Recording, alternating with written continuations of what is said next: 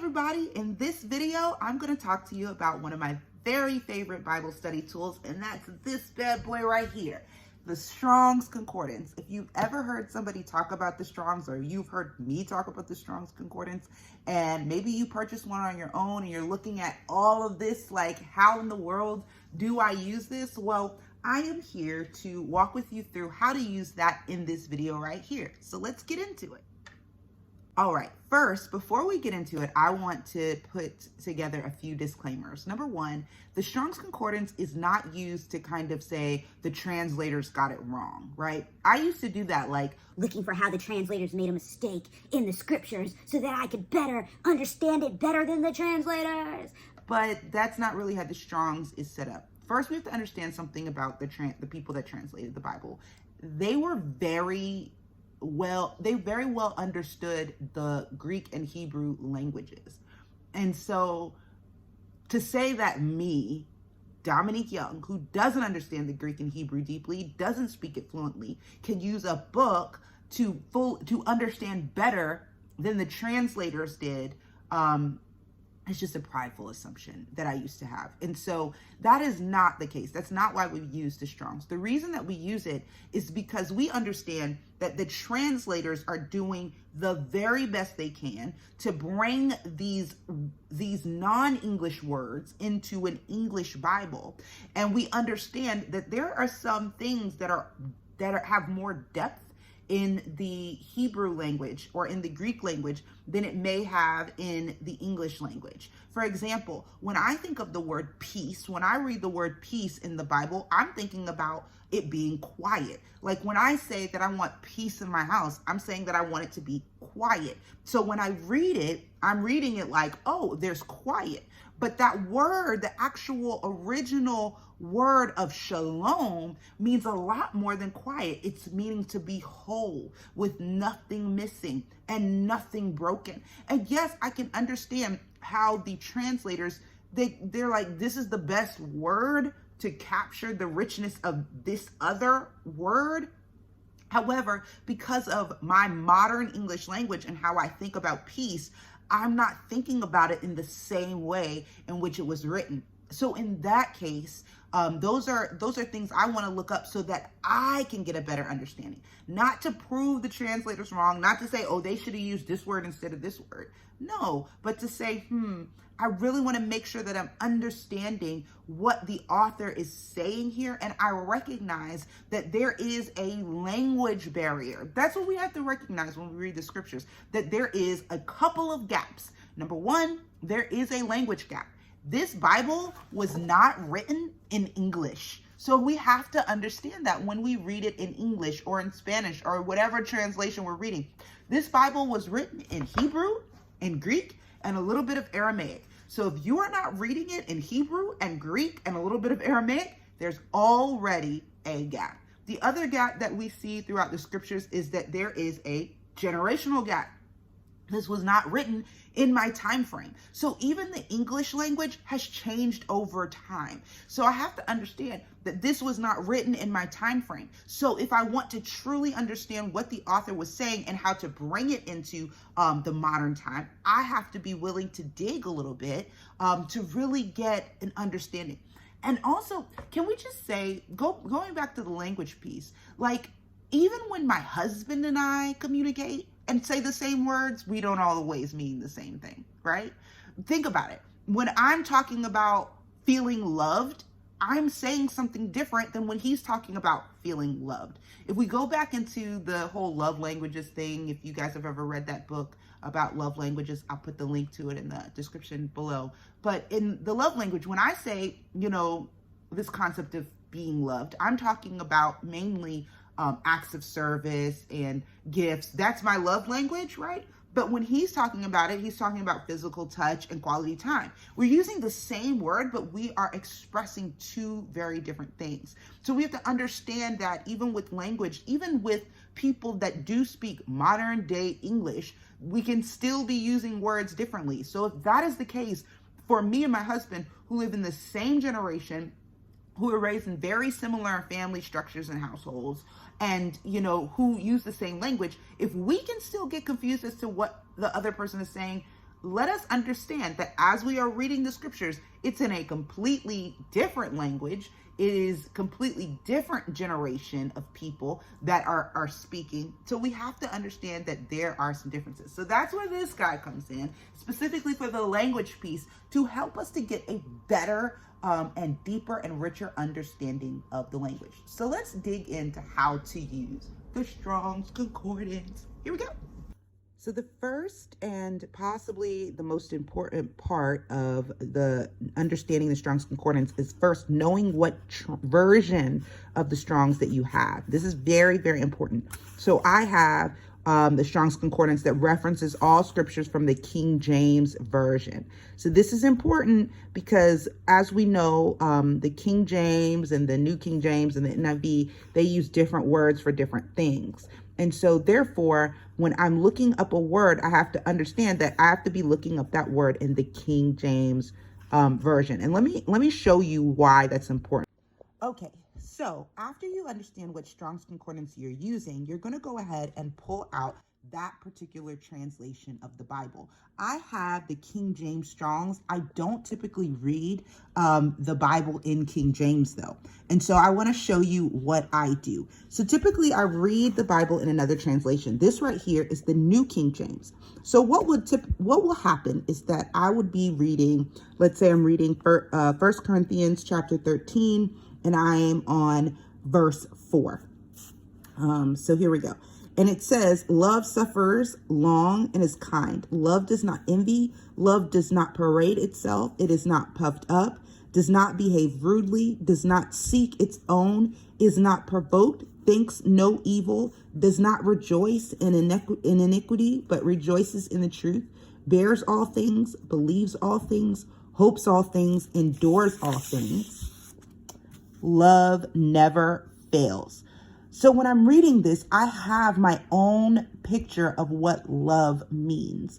For me, like just thinking about what love means, it's like a deep care for someone. Like if I'm thinking about it in my own way of thinking about love. However, I'm like, but is that what the author, Paul, is really trying to show here? Is he showing the kind of love that I'm thinking about? Or is it something different that he is trying to get across? So the first thing that I would do is, since I want to look this up in my Strong's, I've got to go to the translation that my Strong's is written in, which is King James. So here's my King James Bible, and I'm opening it up to the same verse here.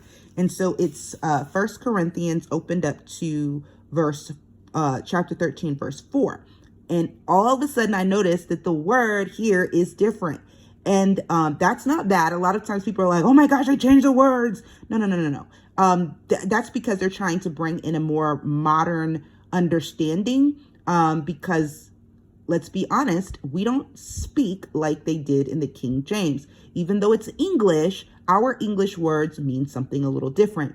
So here we go. Verse 4, it says, charity suffereth long and is kind. Charity envieth not. Charity vaunteth not itself, is not puffed up. Now I'm like a little confused, right? Because I'm like, okay, well, I had an idea of love, like this deep care. But when I think about charity, I think about giving to the poor because that's really how we use it in our modern day English language. So what in the world is this word actually? What is it that Paul is trying to say here? Because I have an idea of what love means in my modern context, and I have an idea of what charity means in my modern context. And I can see some links between the two, but I am a little confused. So this is where the Strong's is going to come into place. But because I have the King James Strong's, I need to look up the word charity and not the word love. I'm going to find this word in my Strong's as the word charity. If you have the New King James Strong's, you can look up the word love. Same as if you have the NLT, I believe it also uses the word love. But because I have the King James Strong's, and if you've purchased your Strong's, you may have the King James as well. You want to make sure you're looking up the King James word, which is charity. And let me show you how to do that. Okay, Now we're back at the Strongs, and I want to show you how to look up the word. We're looking for that word love, which is actually the word charity in the King James. I know that my Strongs is a King James Strongs, so it's going to use King James word. So I need to look up the word charity instead of love. If I come over here, you see these little tabs? These are actually letter tabs. So I'm looking for the letter C. So here we go. A, B, C. There it is. I'm going to open it up. And you see, now I am in the letter C, but I need to find the word charity. Let's go look for it.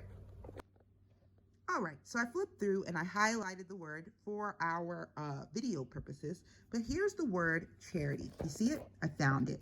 But now I need to look for where it actually occurs and what scriptures I'm reading. So I know that I'm reading 1 Corinthians chapter 13, starting in verse 4. And can you see that?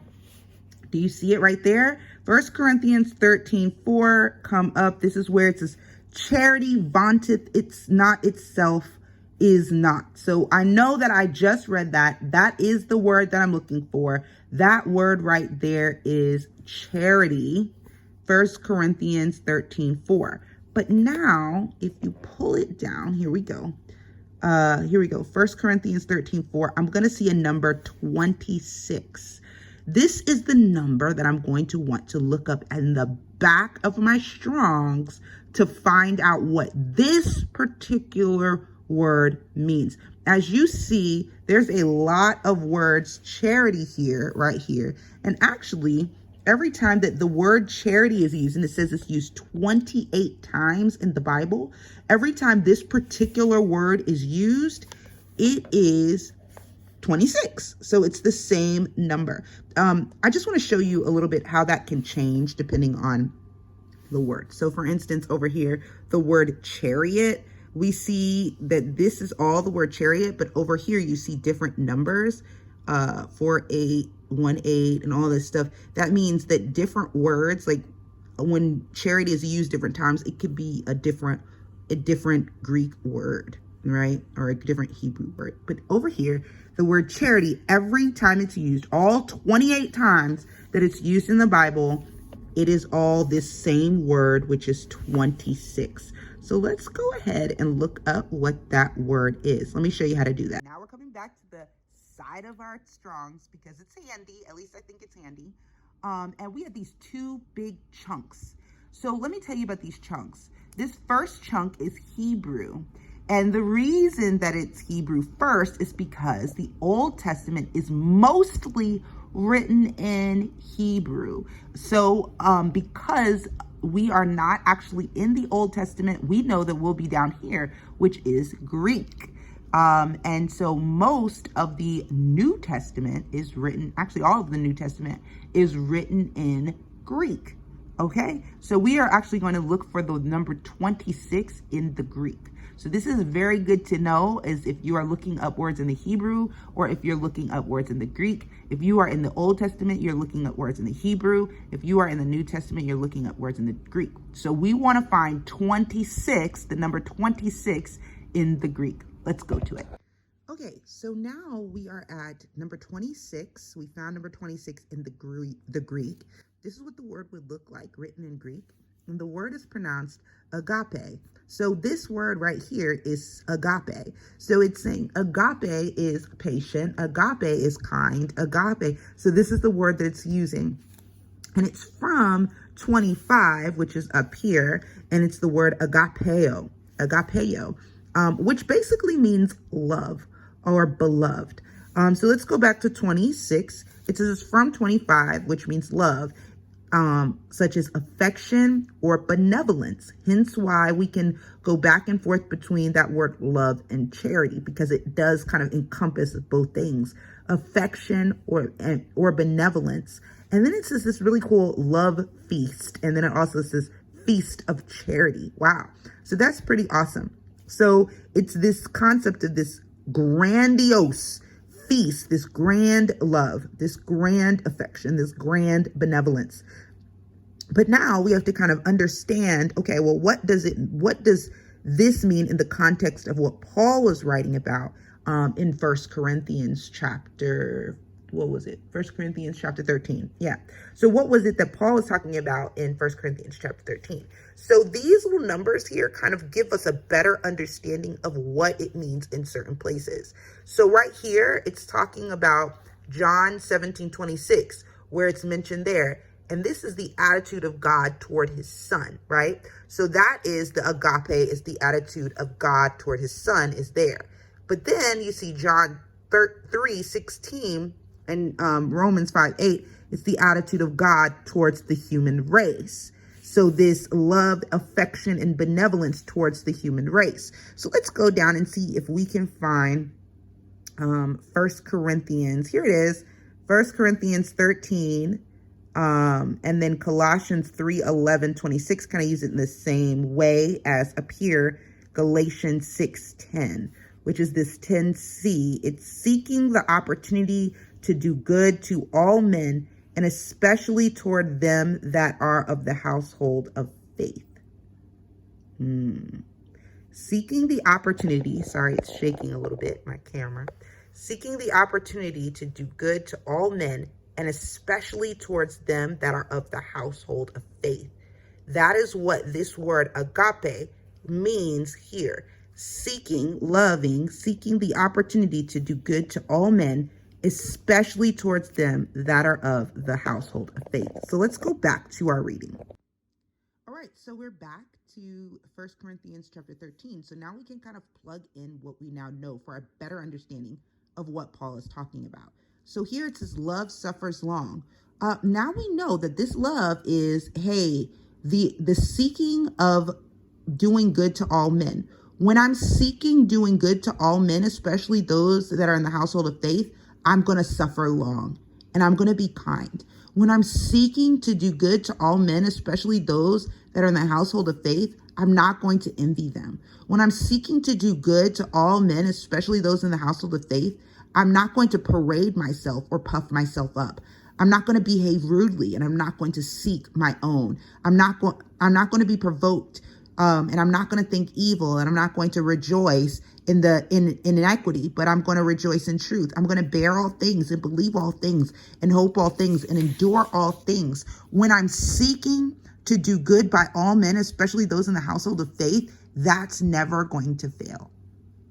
Wow. Wow. That seeking to do good is never going to cause me to fail. That's quite interesting. That's quite interesting. So let's go back over. Look, y'all, I got all my books. So let's go back over here to 26 and make sure. Let's go back over here. Yeah, see further. Yep, so the same Galatians. Seeks opportunity to do good to all men, especially towards them that are of the household of faith. So when I seek the opportunity to do good to all men, it's not going to fail. Like, that is encouraging, because a lot of times they say things like, oh man, I do right by people and it never seems like anything good happens to me. But that's not true according to the scriptures. It may appear that way, but the truth of the matter is, whenever we seek to do good to all men, especially towards them that are of the household of faith, it won't fail. It may look like it's failing, but it won't fail. It may look like, things aren't working out, but it won't fail. It will not cause you to fail. Woo! Do good to all men, especially towards them that are of the household of faith, and that won't fail. That what you do there, it's not going to die. It's not going to, return void or lifeless. It will not fail. Like, that is huge. And it's not talking about these flowery feelings that you may have towards someone or whatever. No, it's not talking about that. It's not talking about that. It's saying right here, if you seek the opportunity to do good to all men, especially towards them that are of the household of faith, that won't fail. Wow. All right, so I hope that you guys see how the reading in the Strong's Concordance really helps to bring even more life to what you're reading. Because let's be honest, if I read the word charity or if I read the word love there, I may have kind of understood it in my own context. Like, I'd be like, oh, charity suffers long. So like, oh, so I should give to the poor for a very long time. Like, but that's not what it's saying. Or I can say, love is patient, and I can think, oh, well, love is patient. That means that like, if I am in an abusive relationship, then I should stay there because, I love them. So therefore I should be patient with them. But again, that's not what it's saying. So you see how we can read into the scriptures what we think it's saying based on our modern day context. But when we have a specific word there, we should that's really jumping out to us, we can use the Strong's to look it up. So like the Strong said in this particular study, when we found out that the word was the word 26, agape, which first of all, we even think we know what agape means, right? But when we look here, we see that it means that love, affection, benevolence, this love feast. But then when we go down further to kind of understand that word in the context of what we're reading right then in 1 Corinthians, we see that it's this thing that seeks opportunity to do good to all men, especially towards them that are of the household of faith. So when I'm looking at this and I'm seeing love is patient, I'm seeing when I seek the opportunity to do good to all men, especially towards them that are in the household of faith, I'm patient. And when I seek the opportunity to do good to all men, especially in the household of faith, I'm kind. So right here, it's saying love is patient, or love suffers long, or love does not envy, or those types of things. I'm saying, what is this love here? This love here is the willingness to do good to all men, especially towards them that are of the household of faith. It's this willingness to do good to all men. It's not this feeling that I have for people I really, really like, right? It's this willingness to do good to all men. Like, what is the good thing to do here? It's this willingness to seek to do good to all men, especially to those that are in the household of faith. That blows my mind. So when I look at a situation, I can say, what is the good thing to do here that will be beneficial, not just for me and not just for them, but for the holistic, the willingness to do good to all men, right? What is the good thing to do here? And oftentimes we see that the good thing, to do is not necessarily always the thing that's most comfortable or the thing that we like to do, right? And so for instance, if someone is doing something that is harmful, like if a child is doing something that is dangerous, to do good to them would be to tell them that they're doing something that is dangerous and to stop them from doing that. Because love is not just about a feeling. Love is also not about making people feel comfortable. This love that it's talking about right here is the willingness to do good to all men, especially those that are in the household of faith. So what does good dictate here in this situation? Right? It's not about, making people feel good. It's not about, it's about what is good in this situation. What is good in this situation? The same thing goes for if someone is like really grieving. And maybe you've got tons of great news, but you see that your friend is grieving. Is this the time to share my great news while they're in the midst of despair? Like, what is doing good in this situation? And so I think that it really brings a huge light, like as you can see, going back and forth from the Strong's Concordance back into your reading, it really brings a fuller picture, because it helps us to not bring our own modern day understanding of a particular word into it. We can look into, okay, how is this word used then when it was used, so that I can better understand how it applies now, right? And so I hope that helps. I hope that shows you how to use the Strong's Concordance. Really quickly, I want to go over the tips with you. Tip number one, make sure you know what version your Strong's Concordance is in. Is it in the King James? Is it in the New Living Translation? Is it in the New King James? That makes a difference. Number two, go to the verse that you are looking at and read that verse, and make sure to read it in the translation that your Strong's is in. So even if you're reading your Bible in the New Living Translation and you have a question about a particular word, go to that translation, or go to that same translation that your Strong's is in, and look that same verse up so you can find out what word you're actually looking for in your Strong's.